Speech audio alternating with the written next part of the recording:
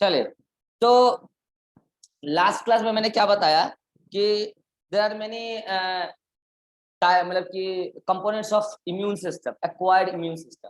One is lymphoid organ, second one is cells of immune system, and third one is antibody. तो हमने lymphoid organ पढ़ा दिया, जितने हो सकते हैं उसमें नॉलेज दे दिया आपको 12th लेवल पे।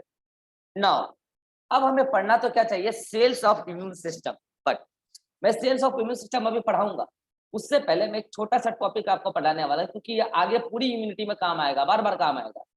And that is the MHC antigen.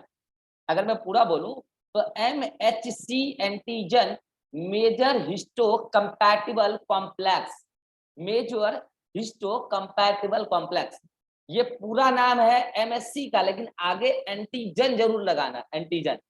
इसी को बोलते हैं HLA, इसमें आगे एंटीजन लगाने की जरूरत नहीं है, क्योंकि HLA में A एंटीजन ही है, ह्यूमन ल्यूकोसाइट एंटीजन। क्या है ये तो समझिए। एक्चुअल में आपके पूरे बॉडी पर, आपके बॉडी के हर सेल पर जितने भी न्यूक्लिएटेड सेल हैं, बॉडी के सभी न्यूक्लिएटेड सेल पर एक स्पेशल टाइप का प्रोटीनेशियस मॉलिक्यूल लगा होता है, और वो मॉलिक्यूल आपके सेल का मॉलिक्यूलर आईडी कार्ड।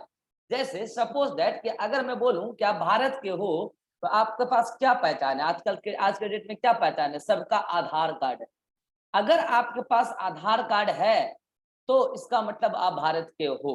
अगर आपके पास आधार कार्ड नहीं है, मीन्स आप भारत के नहीं हो। अगर आपका आधार कार्ड डुप्लीकेट है, थोड़ा फॉल्ट उसमें लग रहा है, तो भी मानेंगे कि आप भारत के लोग हो, मुझे डाउट हो रहा है कि आप भारत के लोग सही से हो या नहीं हो।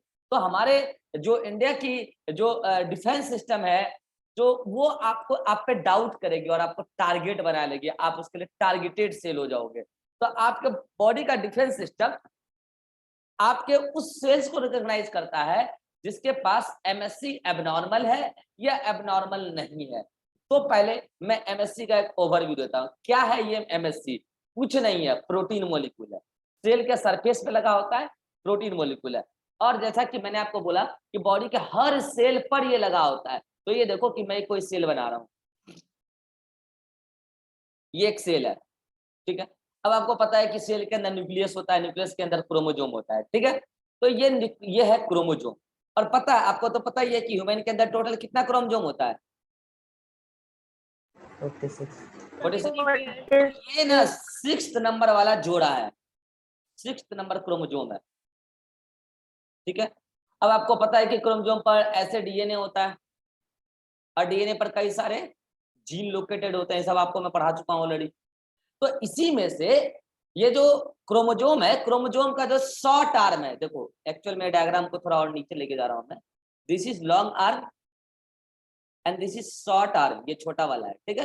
तो जो शॉर्ट आर्म है मैं लिख देता हूं, this is the short arm of 6th chromosome and this is the long arm. सुनना ध्यान से। तो जो शॉर्ट आर्म है, शॉर्ट आर्म पे कुछ खास प्रकार के जीन पाए जाते हैं, देख रहे हो एरो में, कुछ खास प्रकार के जीन पाए जाते हैं। Actually the gene are responsible for the formation of MHC antigen. तो क्या मैं अगर इस जीन को बोलना चाहूं, this is the complex, this is the group of gene, complex of gene, so this is simply called as MHC। इसको क्या बोला मैंने, MSC एंटीजन नहीं, एंटीजन तो जब सरफेस पे आ जाएगा बन के, this one, this is the MSC antigen. No, that is MSC antigen नहीं है, पीला वाला MSC एंटीजन नहीं है, it is MHC, this the complex of gene, MSC major histocompatible complex. अगर इसको मैं एक और नाम देना चाहूं तो मैं इसको बोलूंगा HLA जीन। हाँ, अब इसको मैं जीन बोलूंगा, HLA gene, human leukocyte antigen gene, human leukocyte antigen को बनाने वाला जीन। तो ये जीन क्या करता है, ये बनाता है protein, specific protein, and that is called as MHC antigen और ह्यूमन ल्यूकोसाइट एंटीजन। और ये कहाँ मिलता है, तो ये बन के जब ये बना देता है तो ये सेल के सरफेस पर जाके इस तरीके से क्या होता है, सेल के सरफेस पे जाके वो फिट हो जाता है। ओके, अब समझना ध्यान से, ये जो MHC मॉलिक्यूल है दो प्रकार का है। One is MHC1, MHC antigen 1 बोलो, ज्यादा सही होगा बोलना, MHC एंटीजन 1। चलो शॉर्ट में समझ जाना, MHC एंटीजन 1। अगर MHC के बारे में बात कर रहा हूं तो MHC एंटीजन 1 को बनाने वाला जीन है, एंड MHC2। सुनना ध्यान से, ये जो 1 है बॉडी के हर सेल पर होता है, present on all nucleated cell. मैंने न्यूक्लिएटेड बोला, गौर करना, ये बॉडी के स्पेसिफिक सेल पे होता है, present on specific immune cell, और वो बॉडी का इम्यून सेल होता है। और वो कौन है, तो मैं पहले ही नाम बता देता हूँ वो कौन है, that is the antigen presenting cell. और वो एंटीजन प्रेजेंटिंग सेल कौन है, तो सुन लो कान खोल के, मैक्रोफेजेज, बी लिम्फोसाइट और डेंड्रेटिक सेल। डेंड्रेटिक सेल कौन होता है, जो आपके स्किन के जो जस्ट अंदर वाला लेयर वाला जो सेल है, पूरे बॉडी में फिटेड है, डेंड्रेटिक सेल कहते हैं उसको, ठीक है। तो ये 3 बॉडी का स्पेसिफिक इम्यून सेल है जिसपे MHC2 होता है। तो सवाल ये आता है, तो क्या इन सेल पर क्या केवल MHC2 होता है? नहीं, नहीं। अगर मान लो कि ये जो अभी आपके बॉडी का सॉरी आपके इंडिया का डिफेंस सिस्टम है, आर्मी है, उसमें कोई ऑफिसर है, तो मुझे बताओ आर्मी के ऑफिसर का कोई स्पेसिफिक ID कार्ड होगा या नहीं होगा? बिल्कुल होगा ना यार, होगा। अगर वो हमारे इंडिया का डिफेंस सिस्टम का हिस्सा है तो हम कैसे पता लेंगे कि वो डिफेंस सिस्टम का हिस्सा है? उसका कोई खास ID कार्ड होगा। लेकिन तो क्या फिर उसका आधार कार्ड नहीं होगा? भाई बिल्कुल होगा, वो भी भारत का नागरिक है। अगर आधार कार्ड नहीं होगा तो डिफेंस सिस्टम का हिस्सा बना कैसे इंडिया में? इसके पास बिल्कुल आधार कार्ड होगा। मीन्स इसके पास MHC1 और 2 दोनों होता है, जबकि आपके बॉडी के अदर न्यूक्लिएटेड सेल के पास केवल MHC1 होता है। अगर मैं बोलूं कि आपके बॉडी का सेल्स का मॉलिक्यूलर ID कौन है, मॉलिक्यूलर ID कार्ड कौन है, this is MHC1, this is the molecular I card. आपका बॉडी का हर न्यूक्लिएटेड सेल पे है, तो जल्दी से मुझे बता दो कि MHC1 आपका बॉडी के किस सेल पे नहीं होगा? एक बहुत ही कॉमन ब्लड सेल है, किस पे नहीं होगा, जल्दी बताओ। RBC। बहुत अच्छा, RBC पे नहीं होगा, क्योंकि आपको पता है कि RBC during the process of maturation अपने न्यूक्लियस तक को खो देता है, और जब RBC इमेच्योर होता है उस समय MHC या HLA जीन एक्टिवेटेड नहीं रहता है, उस टाइम वो प्रोटीन नहीं बन पाता, और जब तक वो RBC मैच्योर होता है तब तक वो जीन ही गायब हो जाता है, पूरा का पूरा न्यूक्लियस ही डीजनरेट कर जाती है। इसलिए RBC पर किसी भी प्रकार का MHC एंटीजन नहीं है। तो फिर RBC पे एक स्पेसिफिक प्रकार का एंटीजन है, पता है ना, A एंटीजन, B एंटीजन और RH एंटीजन। और शुक्र करो कि RBC पर MHC एंटीजन नहीं है, इसीलिए हम ब्लड ट्रांसफ्यूजन इजीली कर लेते हैं, क्योंकि ब्लड सेल्स में मेजॉरिटी तौर पर RBC ही होता है, आपको पता होगा ये बात। और जब भी आपको ब्लड की जरूरत पड़ती है तो मेजर तौर पे RBC की ही जरूरत पड़ती है। आपका बॉडी WBC वगैरह इतना बना लेगा, वैसे ब्लड पढ़ाने वाला होगा, दिन में आपको क्लियरिटी इसका और समझ में आएगा, ठीक है। तो इतना ध्यान रखो कि RBC पे MHC एंटीजन नहीं होता है, बाकी बॉडी का हर न्यूक्लिएटेड सेल पे MHC1 होता है। और खास प्रकार के सेल जैसे कि एंटीजन प्रेजेंटिंग सेल है, क्यों बोला उसको एंटीजन प्रेजेंटिंग सेल, अभी उसकी चर्चा करेंगे अभी जस्ट थोड़ी देर में, तो उस पे MHC1 MHC2 दोनों होता है। अब सुनना ध्यान से, ये जो पूरा अरेंजमेंट ऑफ MHC1 है, मुझे बताना इसमें से जो ये एक पर्टिकुलर क्रोमोसोम है ये वाला, और ये एक है, कहां से आया है? अगर वो ये सेल है कहां से आया है बताओ? एक आया है फादर से और एक आया है मदर से, यस और नो? यस। एक फादर से और एक मदर से, यानी कि 50% जो MHC का जीन का अरेंजमेंट है फादर के क्रोमोसोम से मैच करता होगा, और 50% जो जीन का अरेंजमेंट है मदर से मैच करता होगा। And the arrangement of gene on the sixth chromosome is called as haplotype. क्या बोला मैंने? Arrangement of HLA gene, arrangement of MHC gene called as haplotype. This is all about MSc antigen. अगर आपके body पे molecular ID card MSc1 है तो अच्छी बात है, नहीं है रिकॉग्नाइज किया उड़ा देंगे। अब कैसे उड़ाएंगे, हाँ अब कैसे उड़ाएंगे इसकी चर्चा एक एक करके अभी हम धीरे धीरे करेंगे। लेकिन इस पूरी कहानी में आपको एक डाउट आना चाहिए था जो कि आप नहीं पूछ पा रहे। कोई डाउट है? नहीं आया? बोले सर MSc को MSc क्यों बोला, मेजर हिस्टो कंपैटिबल कॉम्प्लेक्स क्यों बोला? तो सुनो ध्यान से, हिस्टो मतलब होता है टिश्यू, कंपैटिबल होता है मैचिंग। पता है जब आगे आपको पढ़ाएंगे हम ऑर्गन ट्रांसप्लांटेशन तो उसमें टिश्यू मैचिंग करते हैं। पता है इस टिश्यू मैचिंग में सबसे मेजर की रोल जो होता है MSc मॉलिक्यूल का होता है। अगर ये मैच ही नहीं करेगा ऑर्गन ट्रांसप्लांटेशन सक्सेसफुल हो ही नहीं सकता है। ये मैच करना बहुत जरूरी है, अत्यंत जरूरी है, इसलिए इसको बोला major histocompatible complex antigen. चलिए तो बात समझ में आ गया। सर इसको HLA क्यों बोला, ह्यूमन ल्यूकोसाइट एंटीजन क्यों बोला? क्योंकि आपको पता है leukocyte is the another name of WBC। तो सर आप तो बोलते हैं कि HLA बॉडी का हर सेल पे होता है, तो फिर इसको ह्यूमन ल्यूकोसाइट एंटीजन क्यों बोला, कोई बताना चाहेगा? जल्दी बोलो, ह्यूमन ल्यूकोसाइट एंटीजन क्यों बोला? अरे भैया बॉडी के हर सेल पर आईडी कार्ड है, उस आईडी कार्ड को रिकॉग्नाइज करने का काम ल्यूकोसाइट करता है। उस आईडी कार्ड को, भाई आप आईडी कार्ड लेके घूम रहे हैं, आधार कार्ड बना के घूम रहे हैं, तो ठीक है आधार कार्ड बोल दिया। अगर मान लो कि मैं उस आधार कार्ड को एक और नाम देना चाहूँ तो जो हमारे इंडिया की जांच एजेंसी है, अगर ये उसको जांच करती है आधार कार्ड को रेगुलरली बेसिस पर, तो मैं उसको ये भी तो बोल सकता हूँ ये वो आईडी कार्ड है जो जांच एजेंसी चेक करती है, ये भी तो बोल सकता हूँ ना यार। तो उसी प्रकार से बोल दिया MSc एंटीजन को HLA antigen, human leukocyte antigen, मतलब HLA ह्यूमन ल्यूकोसाइट एंटीजन, ऐसा एंटीजन जिसको ल्यूकोसाइट चेक करती है ह्यूमन के सेल्स पर, so that called HLA antigen. ठीक है, अब आपको ये एक ओवरव्यू समझ में आ गया होगा।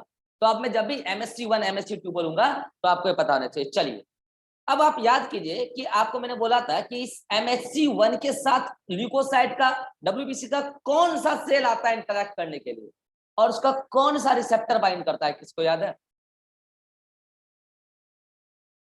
तो TCR GCR कौन कौन?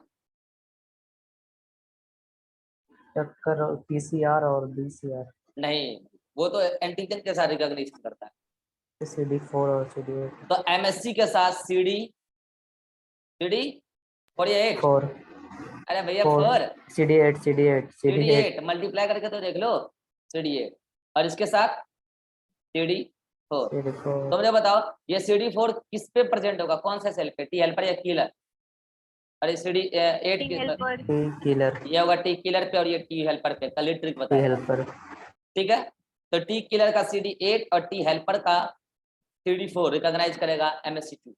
यानी कि जो हमारे इंडिया का डिफेंस सिस्टम का मेजर जो मतलब कि सीनियर ऑफिसर्स हैं उसका भी चेकिंग होता है कि भाई तुम गद्दारी तो नहीं कर रहे, तुम तो ठीक ठाक हो, तुम तो हो इंडिया के, तुम ऑफिसर हो या भी नहीं हो, तो उसको चेक करता है टी हेल्पर का CD4।